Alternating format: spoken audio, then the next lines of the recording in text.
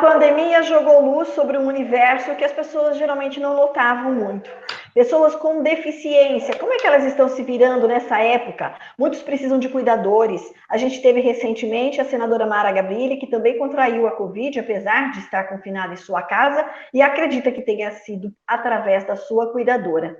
Mara Gabrilli é uma senadora, tem cuidadora, mas e essas muitas pessoas com deficiência que estão aí pelo mundo e que vivem com as suas famílias, são os próprios familiares e os seus cuidadores. Nós trouxemos este assunto para falar aqui no Simples Assim com o Francisco Rodrigues Neto, que é professor e consultor na área de pessoas com deficiência. Francisco, seja bem-vindo. Esse teu trabalho de inclusão chama sempre muita atenção e é uma alegria tê-lo conosco no Simples Assim. Muito obrigado, Gislaine, pelo convite, agradeço e estou aqui à sua disposição. A gente sabe que o contingente de pessoas com deficiência no Brasil é bastante grande, não é isso, Francisco? Você tem números que ilustram a população? Sim, Gislaine. Nós temos números, e são números expressivos, que realmente denotam a necessidade dos governos implementarem políticas públicas efetivas. De acordo com o censo do IBGE de 2010, no Brasil existem 45,6 milhões de pessoas com deficiência. Isso equivale a praticamente 24% da população brasileira. É um número realmente muito expressivo e que salta aos olhos quando nós observamos os números, porque é muito comum as pessoas perguntarem, mas aonde estão essas pessoas que nós não os vemos? Pois bem, esses números refletem realmente uma realidade pouco visível nas ruas e muitas vezes oculta em suas casas ou em instituições especializadas. É aquilo que eu tinha dito, né? A gente não presta atenção nesse público, mas ele existe e ele tem necessidades que precisam ser atendidas e que não são atendidas. Realmente, embora nós tenhamos evoluído nos últimos anos, eu gosto sempre de frisar os pontos positivos que nós temos conquistado, não só a nível mundial, mas também a nível Brasil. Nós conseguimos efetivar um conjunto de normas voltadas à garantia de direitos das pessoas com deficiência, que foi a Lei Brasileira de Inclusão, promulgada no Brasil em 2015. Essa lei ela é um marco histórico, um marco onde nós conseguimos, né? Eu falo nós porque eu atuo na área e realmente essa é uma conquista de todos aqueles que militam nesse contexto, e também das pessoas com deficiência. Mas é uma lei que garantiu às pessoas com deficiência um conjunto de direitos fundamentais e alguns outros direitos que até então não estavam previstos, por isso que a gente entende que a lei de inclusão ela é um grande marco e que está aí para ser colocada em prática no dia a dia, não só como uma responsabilidade do poder público, mas também de toda a sociedade.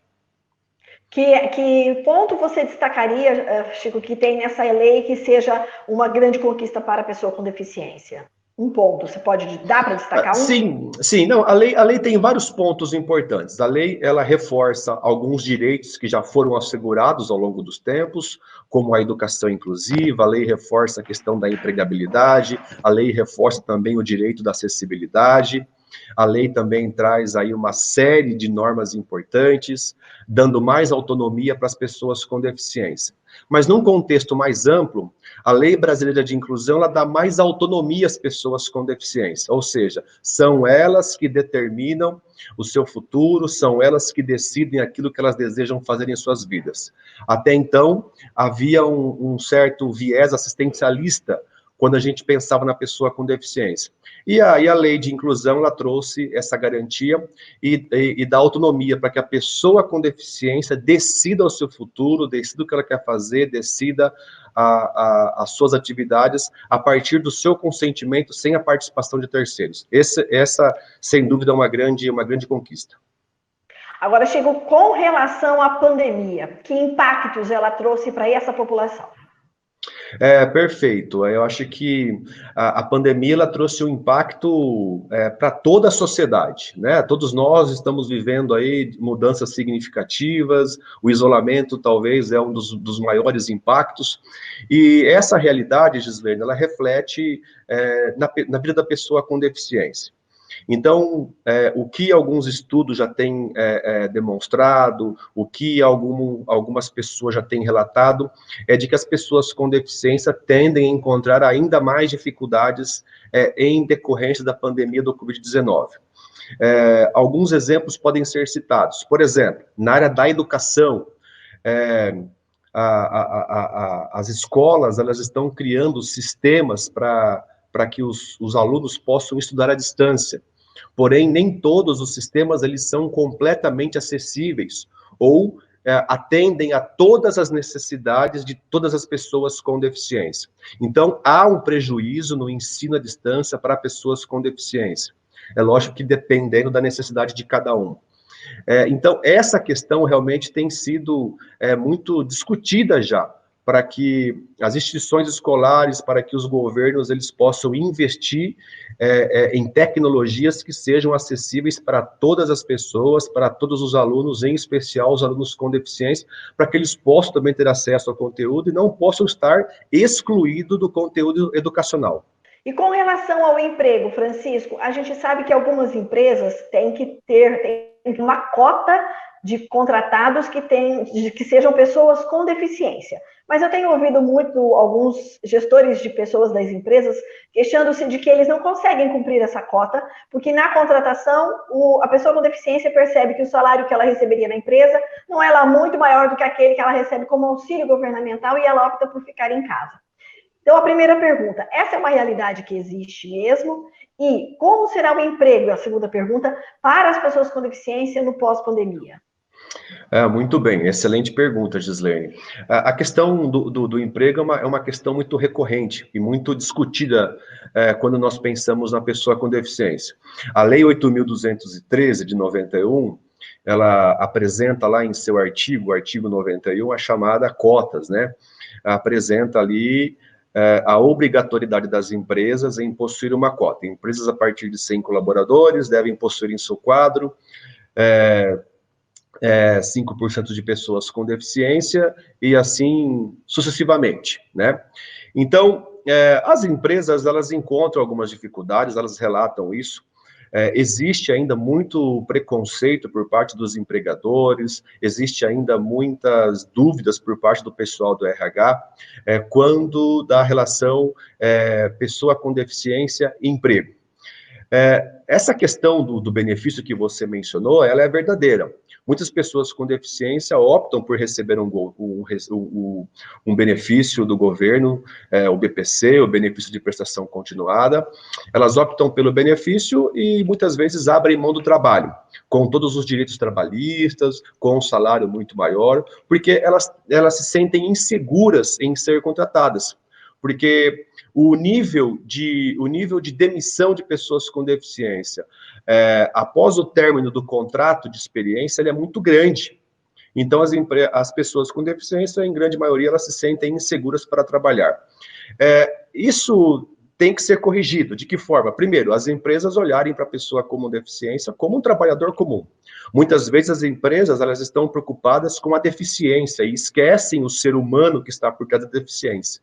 Então, esse é um grande preconceito que a gente chama de preconceito atitudinal. As pessoas já começam a excluir esse colaborador por conta da sua deficiência e não analisando a sua capacidade, a sua potencialidade.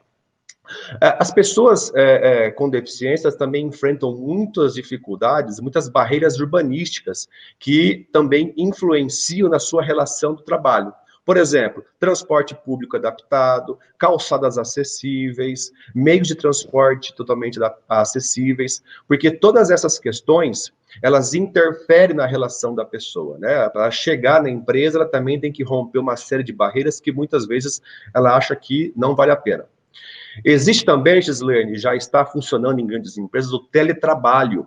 Essa é uma nova modalidade de emprego para pessoas com deficiência, que é a mesma coisa que o home office, né? A pessoa é contratada pela empresa, mas ela pode trabalhar na sua casa, na sua residência, através de meios remotos. E isso tem sido uma solução para as pessoas que realmente possuem dificuldades de locomoção, dificuldades de acessibilidade, e também para as empresas que não estão adaptadas fisicamente para recebê-las.